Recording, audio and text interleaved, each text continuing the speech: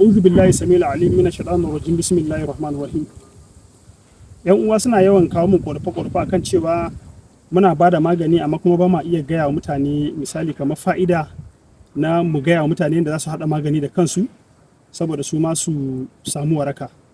So insha Allah yanzu zan koya mana yanda ake haɗa magani yake hana kawowa da wuri, ma'ana saurin inzani. Da farko dai za ka nemi kargo, wannan shine kargo. Za ka nemi kargo aƙalla ba ƙasar ba kamar guda 20.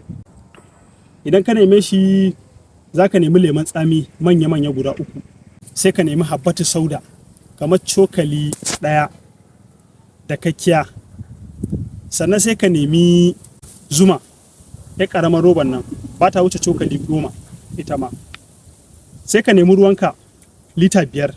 Za ka zuba wannan ganyen a ciki da habbatu sauda da kuma lemon tsami guda 3 nan, sai ka tafasa. Idan ka tafasa shi za ka bashi ya huce. Idan ya huce sai ka ɗauko zuman nan ka zuba a ciki.